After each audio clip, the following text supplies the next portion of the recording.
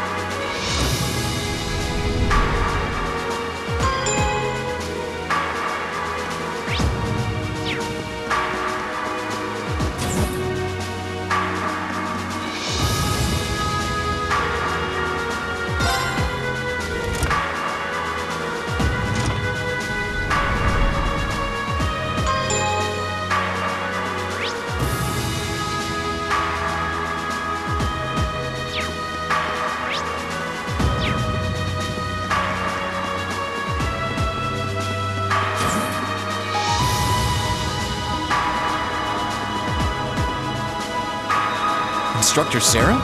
Tova? What are you guys doing out here? Oh, just a little bracer-to-bracer information swapping. That's about the long and short of it. Been a while since I saw you guys, though. Not since last month in Legram.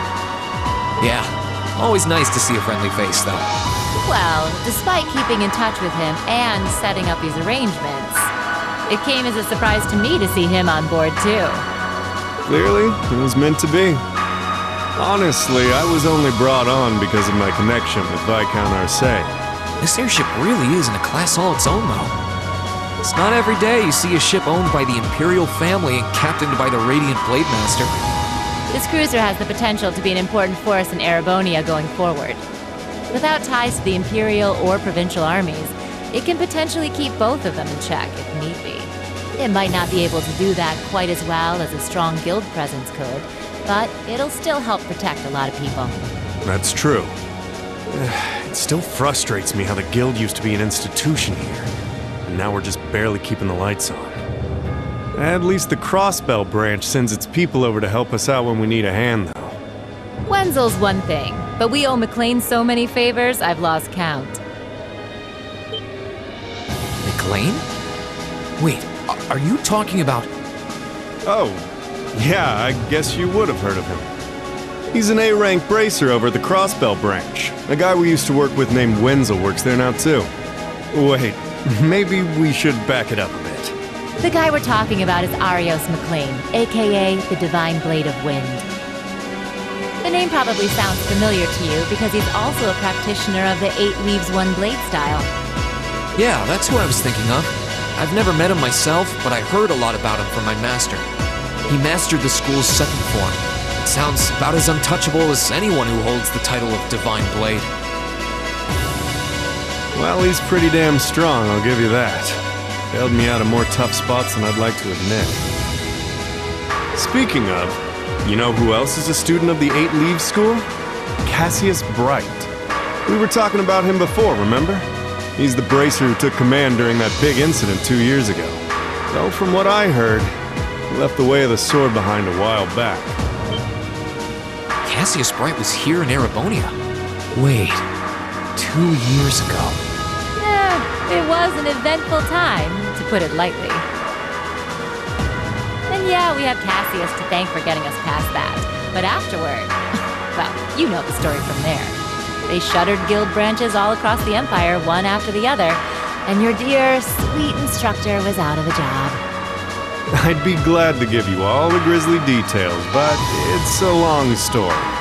We should probably save it for another time. But hey, the guild seems to have a good track record with folks from the 8 Leaves School.